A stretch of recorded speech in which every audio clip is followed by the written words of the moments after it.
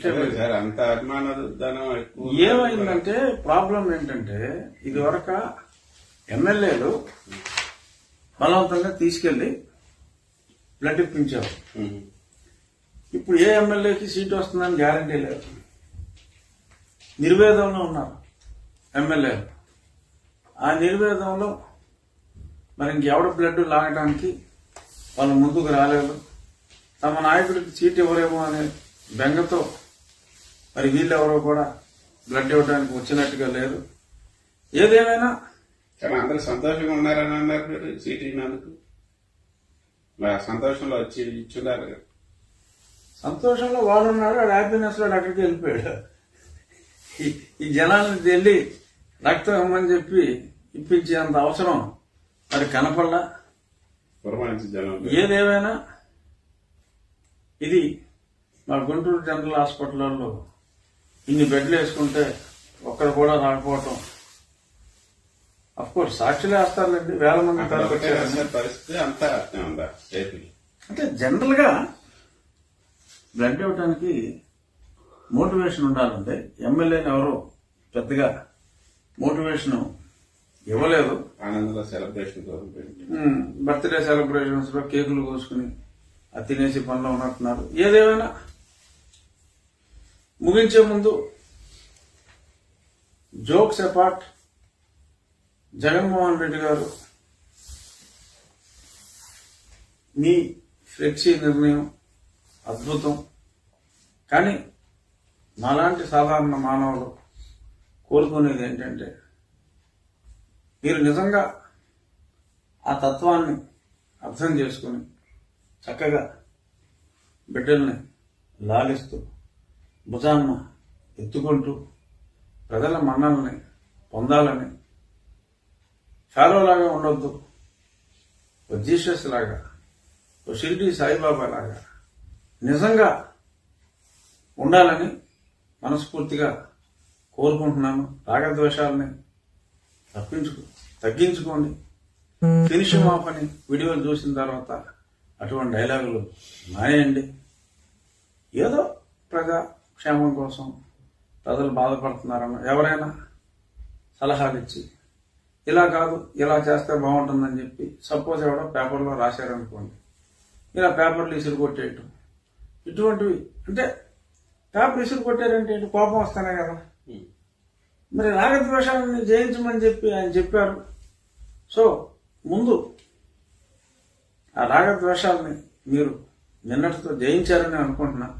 ఈ రోజు నుంచి ప్రశాంతమైన పాలన ఈ 3 నెలల్లో మీరు అందించాలని మళ్ళీ మరొకసారి చెప్పిందే చెప్తున్నా, పాడిందే పాటలాగా రాగద్వేషాలకి అతీతంగా ఉందండి. శత్రువుల్ని మీరు చెప్పినట్టుగా ప్రేమించండి అని మరొక్కసారి ఈ వైకుంఠ ఏకాదశి పర్వదినాన్న మిమ్మల్ని కోరుకుంటున్నాను. ఈ అందరినీ పిలిచి మీరు ఓడిపోతున్నామన్నా ఎన్నికల బరిలోంచి తప్పుకోన్నా అని సాగుతారు చల్లగా చెబుతున్నా అంటే జగన్మోహన్ రెడ్డి. అవును, ఈ తూరు తప్పుకోన్నా అని చెప్పి చెప్తున్నారు.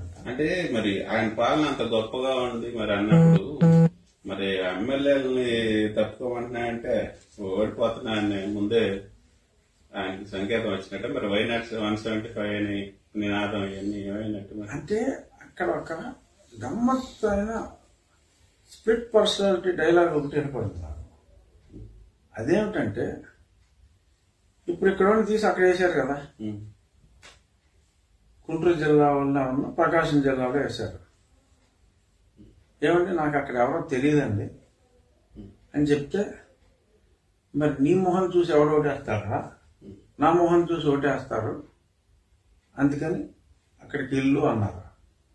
మరి అదే లాజిక్ ఇక్కడ కూడా అప్లై అవుతుంది కదా. అంటే ఇక్కడ నీ మొహం అలవాటైపోయింది కాబట్టి నా మొహం కన్నా నీ మొహం చూసే అవకాశం ఎక్కువగా ఉంది. అంచేత నీ మొహం చూసి వాళ్ళు లేరు.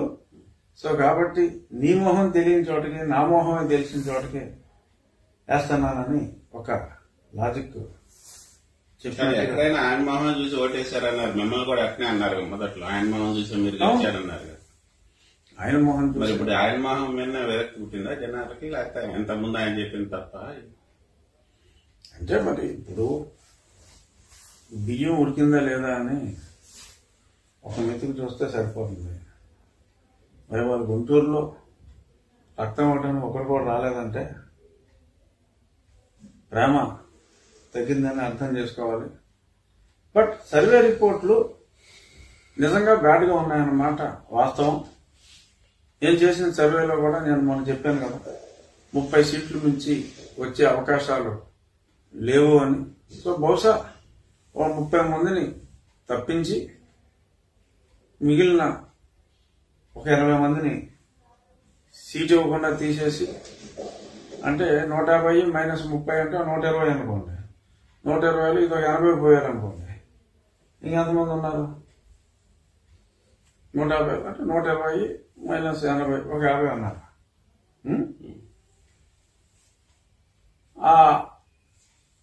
వాళ్ళ వరకు 50 ఎక్కడ ఉందంట?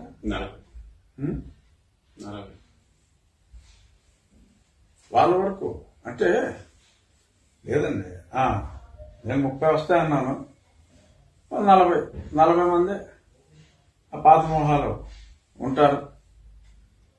మరి వాళ్ళ ఫేట్ ఎలా ఉంటుందో చూద్దాం. బట్ నేనైతే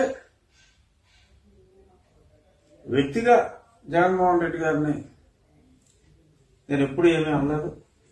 ఒక ముఖ్యమంత్రిగానే నేను ఆ విధానాల మీద నేను మాట్లాడాను తప్ప, నేను ఆయనకి బర్త్డే శుభాకాంక్షలు కూడా చెప్పారు. అందరికన్నా ముందు, మోడీ గారి కన్నా ముందు నేనే తెలిపాను, మనస్ఫూర్తిగా తెలిపాను. సో కాబట్టి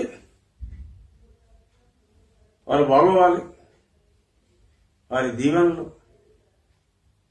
ప్రజలకు ఆయన భావిస్తున్నట్టుగా ఉండాలి. ఆ ఫ్లెక్సీలో కనపడినట్టుగా ఎప్పుడు చిరాకు లేకుండా, విసుగు లేకుండా, కోపం లేకుండా, కక్ష లేకుండా ఉండాలి అని చెప్పి ఇవాళే ఆల్మోస్ట్ 15వ సారి కోరుకున్నాను. అలా కోరుకుంటూనే ఉంటాను. మీరు అలా ఉండాలి. Thank you.